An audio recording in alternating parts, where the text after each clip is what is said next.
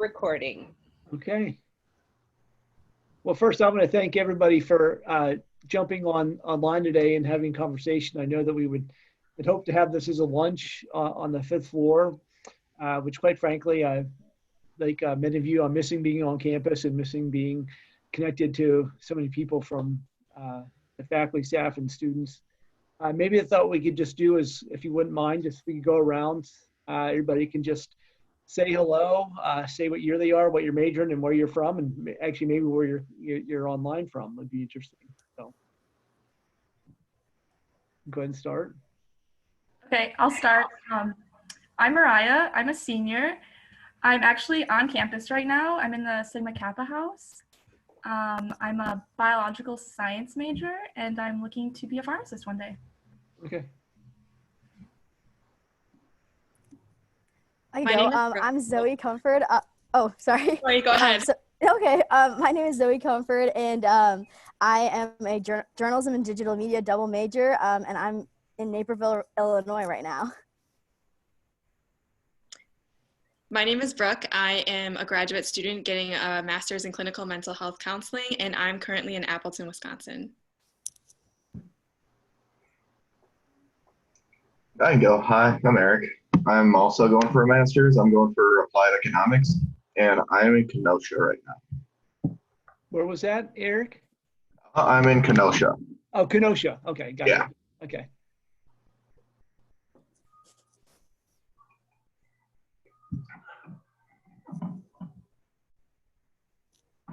So how about the non-students? You can introduce yourselves as well.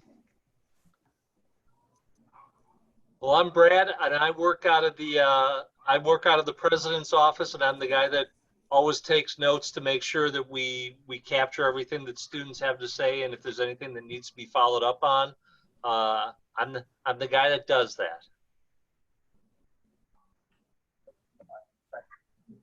And I'm Xavier Cole, I'm the Vice President for Student Affairs. Good to see you all. And Christian, we still haven't heard from you. Are you? Sorry, I had to allow Zoom privacy access. So yeah, but my name is Christian Allen. I'm a senior at obviously at Marquette, majoring in finance, entrepreneurship, minor in poli-sci. I'm from Chicago. However, I'm actually right now in the office. I work at Baird. I'm currently multitasking, so I guess I can show you the view. That's kind of the reason why I didn't turn the camera on too, but I'll show you the view a little bit. How do you make it go to the back? I think it's a nice view, so I just want to show you all. So this is. Oh, okay. Oh, nice. Oh, look at that. Yeah. That's cool. But this is the rest of the office. It's empty, so yeah, because everyone is, they issuing orders and things of that nature. So I'm happy to be here. Thanks again. Yeah. And Christian, what floor was that on Baird? This is the new floor, the 9th floor. The 9th floor? Okay. Yeah. Well, now that everybody's introduced themselves, one thing I thought we could all just take a moment to talk about how, the last few weeks have been for everybody, how you've been experiencing this new remote environment, and maybe just say how you're feeling. And I just want to say, in particular, we feel especially bad for the seniors, that this was not the senior last semester that any of you expected, and we certainly didn't expect it, but we know how hard it is for all of you to not be with your friends and be able to celebrate them the way we traditionally do with our students in their last semester. So, but if you just want to go ahead and just say a few comments about just about how you've been experiencing and how you're feeling. Yeah, so actually as a senior, I've definitely been having a hard time. This is not how I expected my year to end, but I know everyone at Marquette has been so helpful, and I've been able to reach out to friends over texting and FaceTime, and I don't know, it's definitely been hard. It's been an adjustment, but the only thing that hasn't changed is that I work as a pharmacy technician, and so I'm still doing that full time now, and it's really helped me kind of keep my mind off, losing my last semester, unfortunately. So where are you working? Which pharmacy? I work at a Walgreens. It's in Delafield. So we've been super busy. Everyone's trying to get their prescription. Sure. Yeah. Yeah, we go to our Walgreens and they typically do 250 to 300 prescriptions a day, and they've been doing as many as 500 Yep. in recent Same. weeks. Yeah. Mm-hmm.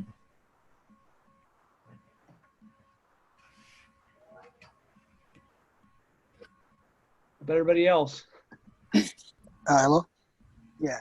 I've been doing well, same as, I'm sorry, I forgot her name, but working to kind of, make the situation easier. But class has been, I think, fun and different, being online and, seeing another, getting a more personal feel with the professor, because you get to see at least the background of their home. Like I'm seeing yours right now. Seeing kind of getting to know you better a little bit, seeing that you like cups, yellow cups and things of that nature. So, just trying to, turn lemons into lemonade and keep going. So, yeah. Busy. Yeah, so I can go. It's actually worked in my favor, which is odd enough. I started a job as a senior financial analyst for SC Johnson 3 weeks ago, and I've been working from home ever since, but I'm writing my thesis. So it's really nice to go straight from closing the work computer to just typing my thesis and not having to drive anywhere. Yeah. Hasn't been that bad. Yeah. I mean, for me, I'm not a senior. I'm like a junior. So obviously I feel for like all my senior friends, but I think it's been pretty like seamless, the transition. It was like a little weird at first, like just staying at home all the time. But like I've gotten to like go on walks with my family, and I've gotten a lot of family time, which has been good. And I kind of like have just taken this time to, like reflect about like, oh my gosh, I like took so much for granted. Like when I was at Marquette, like, oh my gosh, just walking down like Wisconsin Avenue, saying hi to my friends, or like going to St. Joan of Arc or going to JZU for math and stuff. And especially with it being Lent, it's definitely like really different because we won't be able to do all those things. But I'm just trying to take a positive attitude and be like, all right, well, I get more time with my family, and it's really fun to be home, I think. I'm kind of on the same page as everyone else. I've been doing a lot of reframes in terms of the circumstances because it's kind of something that we all are adjusting to. So I'm really grateful for like the Marquette community, and also just like my internship site too that I usually intern at. They've been really supportive. So just seeing a lot of support in the community has been a really awesome thing for me to see.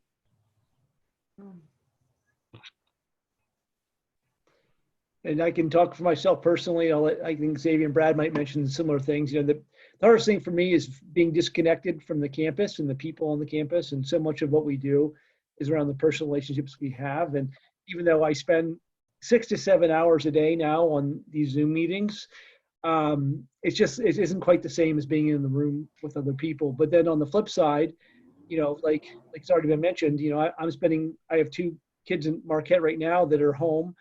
And so I'm getting to spend a lot more time with them. Both, we're having our meals together, breakfast, lunch, and dinner many times, which is kind of really unique. Spending a lot of time walking the dogs. We have 2 dogs, walking the dogs. And, we now have a couple nights a week. Now we have movie night. So it's kind of like, going back to when the kids were little and we'd watch movies with them. And so the family time is definitely a benefit, maybe slowing down a little bit. Like, again, it was already mentioned, not having to drive anywhere is kind of nice. But again, I really do miss the campus. And I think what makes Marquette special is the people, and not being connected in the same way is the hardest part of it. I'll certainly echo. It's been, I actually got on a call with Dan Brophy and Sarah Manji earlier in the week, and it was so good to see them. It was the first time that I'd actually talked to students face-to-face, well, virtually face-to-face, in weeks at that time. I'd been on quarantine. I was at the Big East, and so when I got back from New York, I went into quarantine for 14 days. So I've been doing this a little bit longer than most.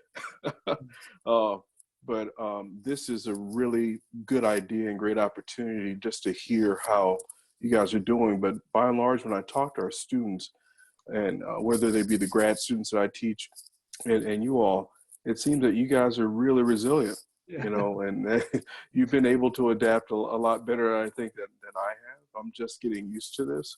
But I certainly miss being there with my people. As you know, Res Life, for example, they've been working really hard to help people get their things. And You want to be with them every step of the way, but the nature of the work that I do doesn't allow for me to do that. I'm like President Lovell. I'm on meetings almost every hour of the day. So it's great to be able to see you guys and hear that still within these circumstances, you're either flourishing or you're serving your community. Really appreciate hearing about that. Also, my little dog is at my feet. He stays at my feet for 7 hours a day while I'm on meetings. I think he loves it that I'm home. But anyway, it's great to see you guys.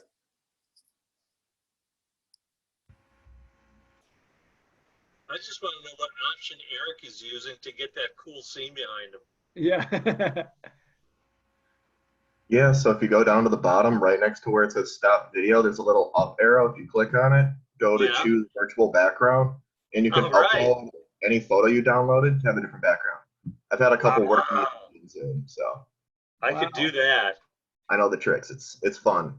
Especially, I got to my third photo of my work meeting before someone said anything. And yeah, I didn't get in trouble, but I was suggested that I should stop. So, all right. Well, one thing we wanted to allow you to do today was ask any questions, or if things you're curious about, you want to hear, you've heard some things, really nothing's out of bounds. We just want to make sure that, first of all, I'm like with Xavier, I miss the interaction with the students, and to have you all here is really, really appreciate it. You're taking the time out of your day to do that. But we also want to know what's on your mind and what you're thinking about. And, as I said, Brad, usually when we have lunches, I tell the students that we don't know problems, we can't solve problems we don't know about. And so one of the things we like to do is hear from either good or bad, things, the way you're experiencing things, so we can always make them better. So I don't know if anybody wants to lead with a question or a comment, but, we certainly want to make sure you have time to ask anything or talk about anything you want to. I actually did have a question. I mean, I think you guys know that I am part of the Market Wire. I'm for student media, and I was just wondering, like, for move-in and stuff, do you think that's going to be affected by like the pushback of DNC and graduation? So yeah, we haven't made a final decision on how we are going to participate with the DNC with its pushback. We're going to do everything we can to still provide some of the services we'd offered up before they moved the date. But it really just so happens that we're a little bit fortunate that DNC should end a few days before we have move-in, particularly for the freshman students. That logistically is going to create some challenges, and Xavier can talk about the residence halls, because we have our RAs will be coming back in the time during, or supposedly during that time. And I think that's probably our biggest challenge, because I think we would have individuals from the DNC out before our students can come in, but we also have to clean room. I mean, there's a lot of logistics that would have to happen that will just cause us some extra hassle. Well, Xavier talked about kind of that part of it, but in terms of their use of some of our academic and other facilities, we'll be able to handle all that. Yes, Zoe, the president's pretty spot on. We are, this announcement just happened yesterday, was it?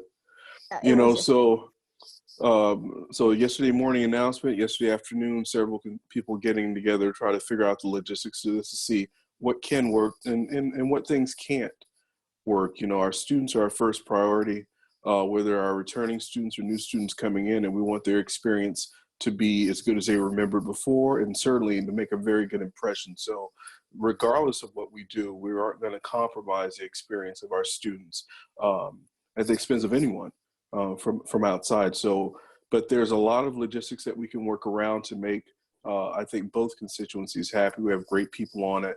And as if you participated in the move out process of the residence halls, you can see that we have the capability of putting together a pretty seamless process in a short amount of time. And so that's where we're depending on those same resources between Mary Jan's staff, Rick Arcuri and his staff, our custodians and maintenance, and basically calling in an army of people to clean, to turn everything over, so we can hopefully do both things and do them well. Regardless of what we do, we want to do it well. Cool, thank you.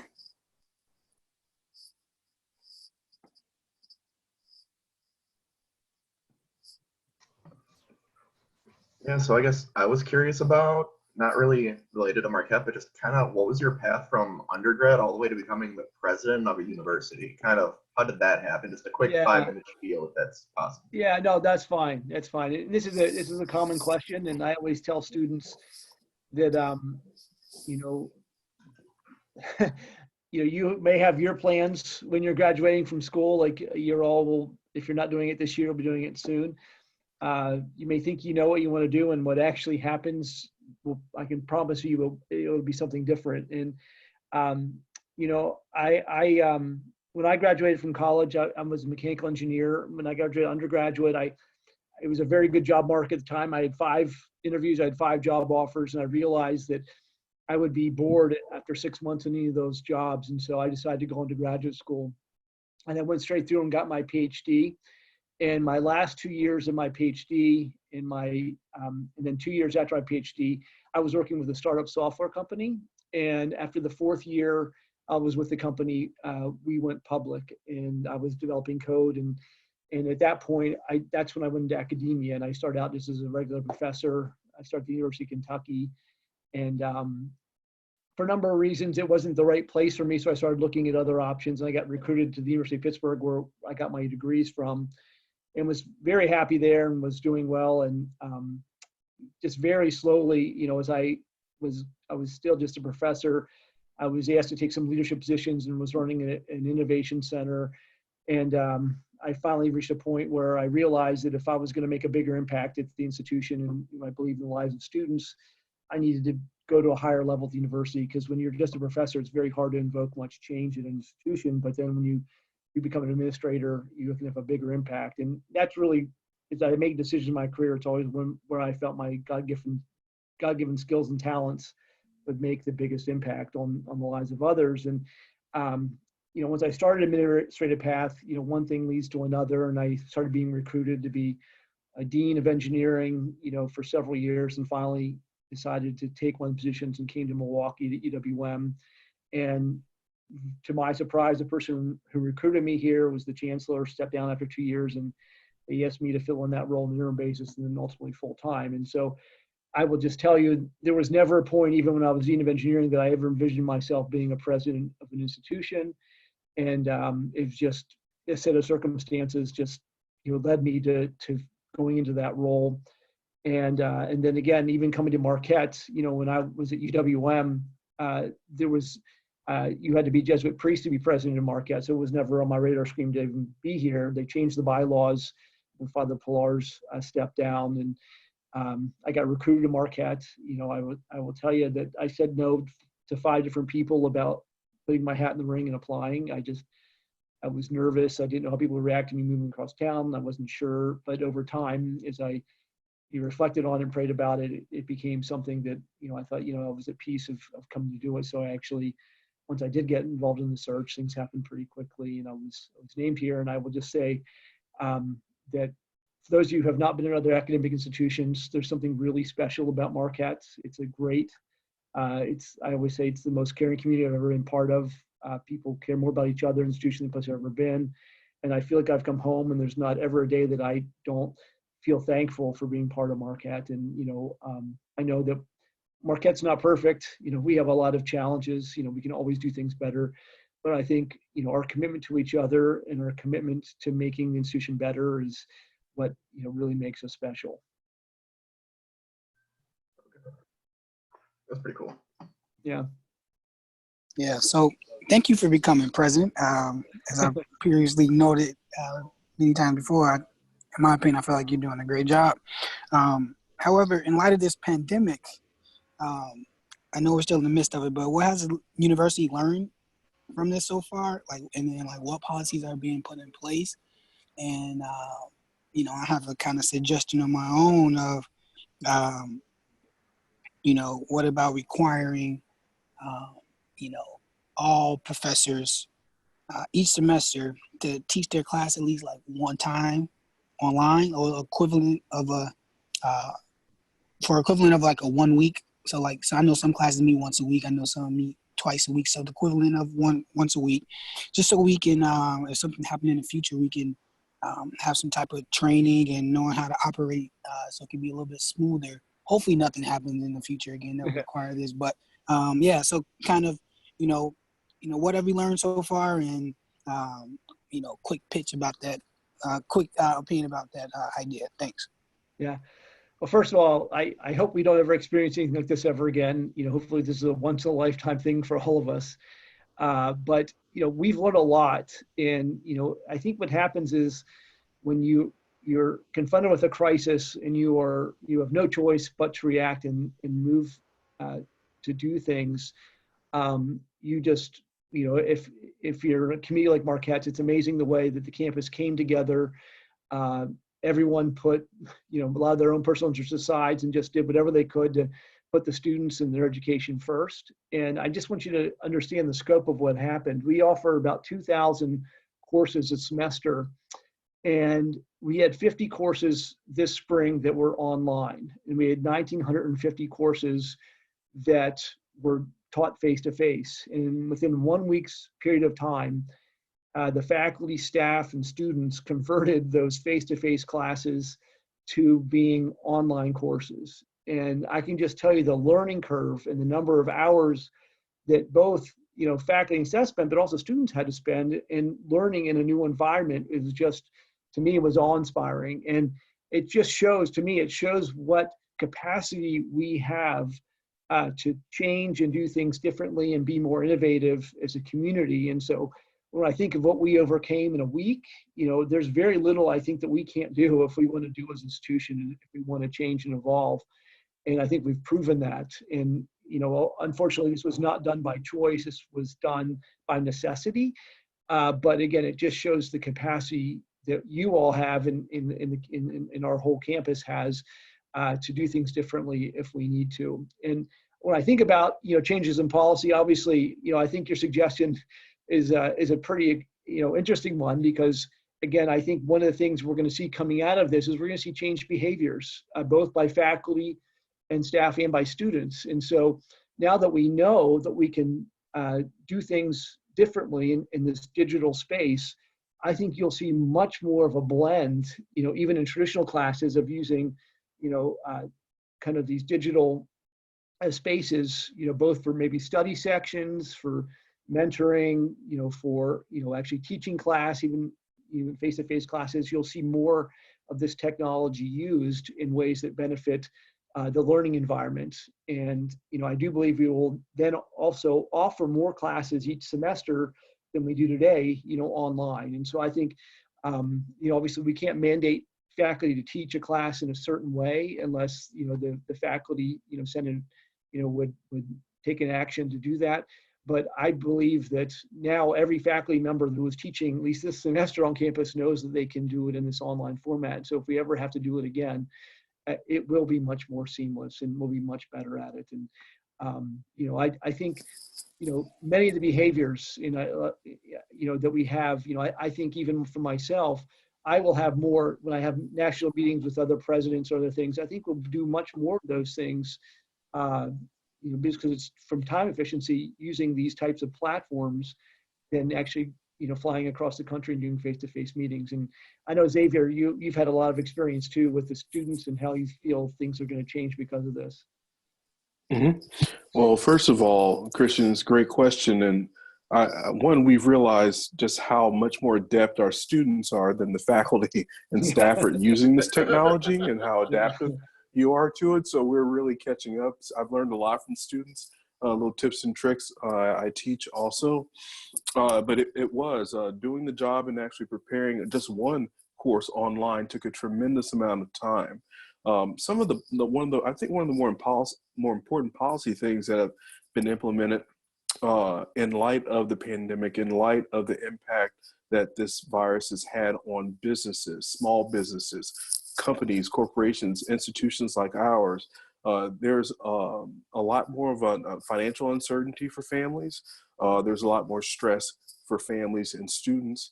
And so the pass, high pass, low pass, no pass option that students now have, many students, most undergrads, and now we're also thinking about what's happening in the graduate space as well.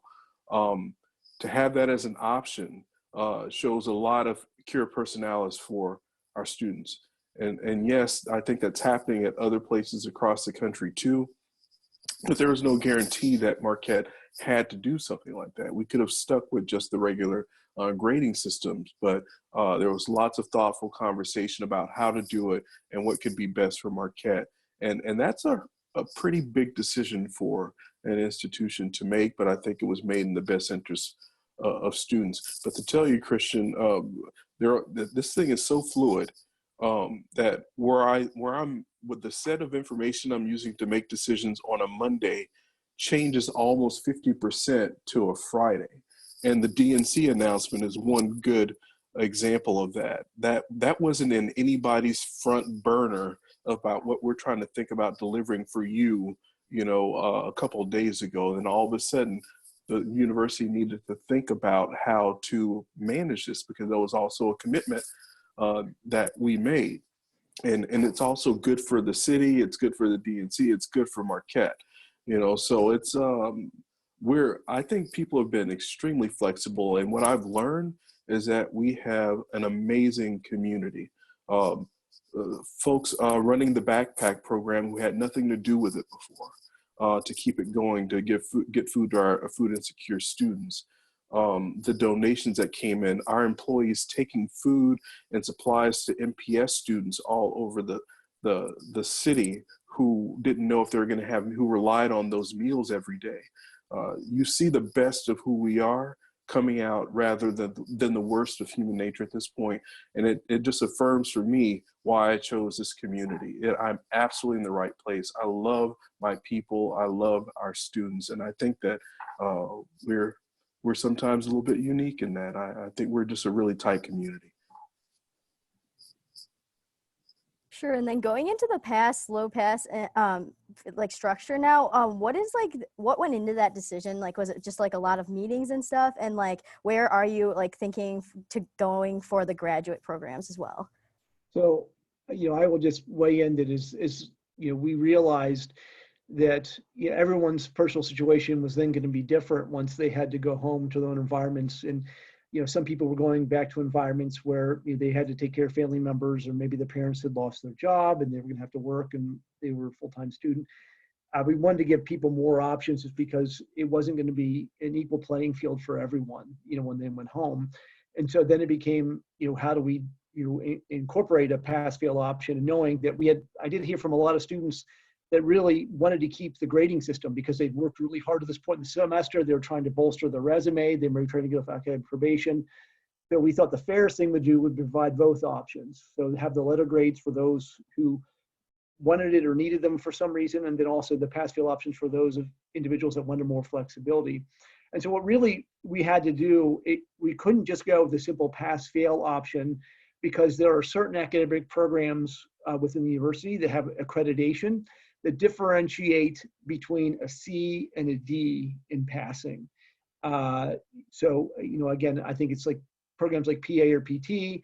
A C, allows you to continue on progressing, towards your accredited program, where a D would mean you'd have to take it over. So we had to provide a level of differentiation for those programs so that they could still be accredited and provide the information they needed to the students. And so I would just say that decision actually took a little bit of time. Some people were upset that other student associations were doing it faster than we were, but we wanted to be inclusive, and we included the students. MUSG, actually in the students weighed in a lot on that, and also the academic senate. We had to get approval from the faculty about anything we did, and so that was anytime you have to have those conversations with a larger group, it takes a little bit of time. But I will just say, I've not heard anybody complain about what we came out with. And I would just say that I was very appreciative of everyone who was involved in the process, because I would say the conversations were A, very collegial, and B, what was in the best interest of our students. And that was the first and foremost thing people were worried about. Going off that, I actually had a quick question. Was Marquette looking to do anything for these seniors? Because we will be entering the job market during a recession. And I know I've been talking to friends, and it's a struggle. And so one idea that I and my friends had come up with was maybe like getting letters of rec written from the president, from you, helping us trying to find jobs, trying to find ways into med school and all those things.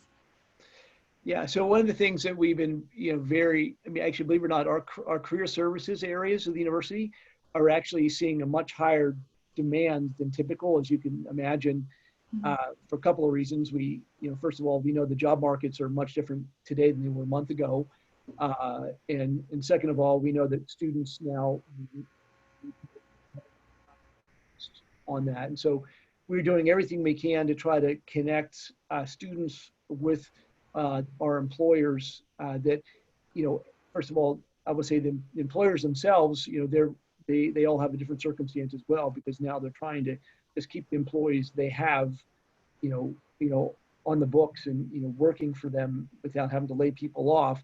So, new hires or internships are becoming secondary, but we are still trying to find areas where there are still going to be, we see some areas where, particularly in healthcare, where we have the opposite problem, where we don't have enough workers, and we've actually tried to talk to some accrediting bodies if we can get students out sooner to enter the workforce 3 or 4 weeks earlier, just because there's such a high demand, for their, from our country with dealing with the crisis. But again, if you have ideas about ways we can be helpful for students that we haven't thought of, I would, certainly we know that there's a lot of uncertainty, for seniors that are graduating. I think the good news is that, even though that, we're in the midst of, this pandemic, it's not going to last forever. And there was a really high demand, for talent, really a lot of competition. We'll enter this as soon as we kind of come out of it. I'm hoping that demand, comes back online. But again, if there are things that you can think of or suggestions you would have, we are all open to finding ways that, Marquette can be helpful to our graduating seniors, because I don't know if you're aware of this or not, but we were already in the top 10 in the country in terms of our placement of our students in their fields of study. In top 10, our students have a very good reputation among corporations in the outside community. It's tribute to, again, to the quality of students that we have coming to our campus and what they do when they go into the workforce. But at the end of the day, we want to be helpful to you, and we want to help alleviate some of the concerns that you have. And again, it's just another reason why we feel bad for our seniors. Not only are you not getting the experience you wanted, before you graduated, but once you graduated, many of you, were in the midst of lining up jobs. Many of those jobs have now gone away. Yeah, hello. Yeah. Speaking with, I heard you say, if you got some ideas, then come along. Sticking with what's causing this disruption in the world, how do you think we, Marquette, can, take action on this pandemic? Whether it be, manufacturing hand sanitizer, using our resources to help people in need. Would that be limos, delivering things, and then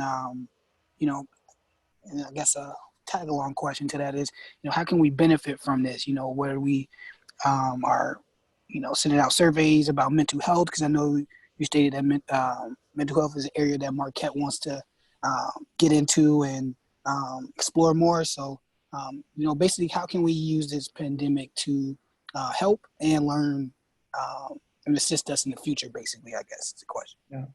So let me just say that I already think the response by Marquette has been, pretty phenomenal in helping address those, in need. One of the things that we've done, any supplies and materials that we've had in terms of healthcare's workers for personal protection, we've literally sent thousands of masks and gloves to different healthcare facilities and different things. So, we're helping, hopefully alleviate some of the stress, particularly with some of the local hospitals. We're also looking to, Dr. Cole can talk more about this, but we're looking to actually open up some of our residence halls, as overflow, either for patients or for healthcare workers who don't want to go home, and, potentially, spread the coronavirus to their families. And so, we're looking at opening up our residence halls, and also, opening up some of our facilities for things like blood drives. And we know there's a great need for blood right now, and there's many places that take blood. It's hard to have the 6 feet in the social distancing, but if we have a place like the Union Ballroom or the Al McGuire Center, suddenly we do have a big enough space that they could do the blood drives in a way that would be helpful. We're also really looking at ways we can help those that are the most vulnerable in this. And one of the things that we've been working on very hard is people within the inner city of Milwaukee, have a very difficult time. First of all, a lot of times they live in situations where it's very hard to have social distancing. And so, what is recommended for them is to, have, personal protection equipment, wear masks, even in their living environments, and make sure they're wiping down, surfaces and doorknobs and things, and the problem is many times within the inner city, we all know how difficult it is for all of us to get, sterile, Clorox wipes or toilet paper or those things. For those of us who live, in the suburbs, it's even harder in the inner city. So one of the things what we're really doing is trying to organize drives to get those supplies to people that are living in environments where they're very prone to the virus because they're close living conditions that don't have access to some of the things that we may have access to. The other thing is, one of the things we're really trying to provide is providing support for, small, community-based organizations that are trying to serve populations, particularly, around, whether it be mental health or about helping individuals that may be experiencing financial hardship. And so we do know that there are number one, resources now available from the federal government that people may not realize they have access to. So we're trying to support some of the community-based organizations to get, basically public ad campaigns so that individuals know where to go and how they can get access to things that may help alleviate their financial situations. And likewise, there are many community organizations that are working with people that, are experiencing trauma and have mental health difficulties that really now, accessing a traditional hospital or emergency room is not really an option for them. So what other alternatives can we provide them for support? And so again, getting the news out, we've created, a number of flyers and other things that, we are, sending out to the public and developing apps so that people would first understand, kind of what the situation is, but also understand, where they need to go to get the support they would need to help them through whatever situation they're going, whether it be around their physical health or mental health. And so, again, we're just trying to do our part as an institution. I think the second part of your question was, what can we do, to benefit from this? And, to be honest with you, I think the benefit that we get from all of this is the stronger Milwaukee is, the stronger Marquette's going to be. And so for us, as being, an anchor institution within the city, the more that we can help our neighbors, the better we're all going to be. And I think, one of the things that I'm seeing is what we're developing some relationships, in the past that, may not have thought as, Marquette as a partner or had a lot of trust for us as an institution, being that we were, a primarily, a majority institution. That's changing significantly now, but I think there is now, a recognition that, Marquette is a community partner for individuals that are in the inner city. And I think, that will play, great for us long term. I would just say that the biggest concern I have about Marquette, and then I'll let Xavier say a few words, is about Milwaukee is our K-12 system. For those of us like my son, when I still was a junior in high school, he was given a Chromebook his first day of school. A lot of his work was online already. It was just a seamless transition for him to go from, in class to doing things in a, remote format, online format, just because he'd already been used to it. And it was just something that the teachers were ready to do as well. Well, in the inner city of Milwaukee, not only do they not have hardware in the Chromebooks or other devices, they also don't have access to high-speed internet. And so to think that they can go to an online learning environment in some of the areas of our city that need the most help is something that, I think that we need to figure out how, not just Marquette, but as a community, we need to be able to help kids in the K-12 system right now already struggling. How can we get them resources they need, so they can continue learning? Because my fear is that any progress they've made in this year or the past few years in terms of their academic, success is going to be stopped because they're not going to have access to the classes and the technology they need. That's a President lot. Lovell, I Thanks. think I think you did a masterful job. I don't have anything to add. I think you covered it. But Christian, I think the cool thing is that we're also being tapped in our faculty. Our intellectual resources are being tapped to address this pandemic, to make sure that we share accurate information. Our expertise within our faculty is being shared in the city. And frankly, some of our leadership in managing crises are being shared in the city as well. So we will definitely do our part to make sure that, as the president said, Milwaukee is strong, and that also makes a strong Marquette. And I hate to do this. I have a 3:15 podcast I got to jump on, but I want to, if there's any one final question you want to ask, and then I'll have to jump off of here. But I just want to close out by saying I'm so thankful for all of your willingness to be on the call today. It's great seeing, all the students, and just know that don't ever be afraid to reach out, especially now because things are in such a state of flux. And as we're all learning together, and I think that you're an important part, of that experience for us, because we're here to serve you, and you may have great ideas about ways we can better serve you in this new remote environment.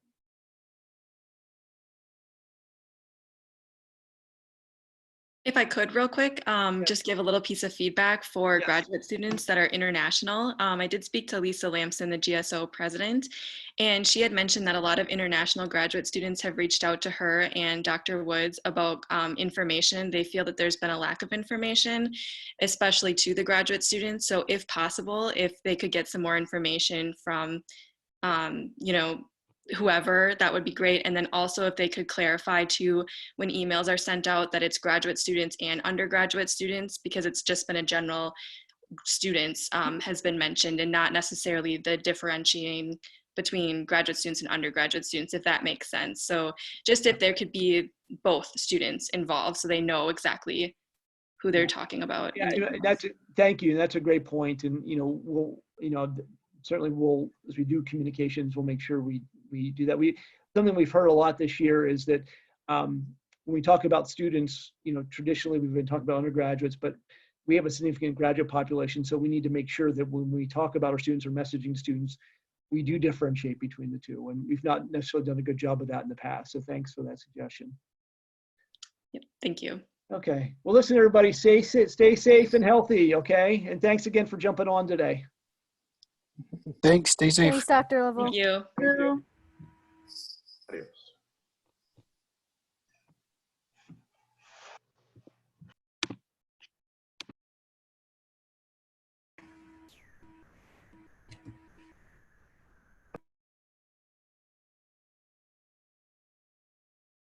So it looks, everyone, like we have lost Dr. Cole. Like he jumped off the call as well, but Brad is still here.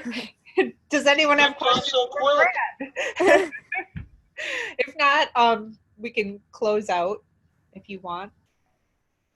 I did actually have a question. I don't know if you know this, but I was wondering, in terms of like sanitation for the university, I was like wondering what the cleaning process is around buildings and like residence halls around campus. I can talk to this a little bit. Okay. I would say if you have specific questions, they're probably on that FAQs, I'm guessing, because everything is there. Although I understand it's really hard to sort through that. But it's my understanding that that process is happening, that like as they start to consolidate who's living in the halls, they'll go back and sanitize rooms and floors like as they empty out, and that was already in progress or in process as early as I want to say Tuesday of this week, but I could be wrong about the date, so don't quote me on that. Okay. The days kind of all run together, but that was part of the updates that we got at a previous student affairs leadership meeting. In terms of the other buildings of the university, so I think they're following a similar protocol, that as areas are, I don't want to say roped off, but metaphorically roped off, like this area is closed, they're having facilities staff go in and sanitize and then noting. And then like we were also told that we shouldn't be coming to campus at all for anything, especially since that sanitation was happening, that we could reinfect something. So to the degree that people have to be on campus, I think that's being taken into account as they go through those processes, and people are in communication with their supervisors about if and when they are on campus. Cool. Does Thank that you. help to answer your Yeah, it does. Thank you. Do you have specific? Go ahead, Brett. I was just going to say, I think it was what you were going to say. If you have anything really specific, Laura Striggins, that's Yep. her division. So if you sent an email to Laura Striggins and you asked her, hey, what's the, and really specific question, she could give you a really specific answer because she knows all that stuff more than we do. Okay. Yeah, I'm just reporting secondhand, essentially. Sounds good. Anything else? Mariah? Okay, well, Mariah, I have an additional point when you were asking about the letters of recommendation potentially from the president. Yeah. Okay, so every semester or every spring semester, Dr. Lovell gets several requests to get recommendation letters. Yeah. And he writes recommendation letters, but he tends to write really, really good recommendation letters for people that he actually knows. Right. And so what we tend to do is if we get a request in from somebody and it's not somebody that's been in a class or hasn't been on the MUSG or something else where he has a lot of interaction with the people, we usually encourage those folks, hey, find someone on the faculty that you know really, really well, because they can actually say super specific things about you. And the reality is the president can't really say all that many specific things, and then the letter doesn't turn out to be as good. Right. Which you probably knew, but that's kind of why we shy away from doing the more general ones, because we don't think that they're all that convincing to employers. I agree, and I personally have my own people that I'm getting my letters of rec from, so it's not a concern for me. But I just know that my friends who are looking for jobs just thought that was an idea, because I know it looks good to have a letter of rec from the president of your of college, but it was just an idea, and it wasn't my idea, but it was just something I was throwing out there. Well, if you relate back, that's why he's a little reluctant to do them in situations where he doesn't know people. That's his general policy on it. Although if somebody really presses him, he's been known to write letters, but they tend to be super vague. Right. Okay. Well, thank you. Okay. All right. Anything else? No. All right, everyone have a good weekend. Thank you. Thank Make it a real you. weekend if you can. I'm Thank going to. Take care. Thank you. Okay, goodbye. Bye.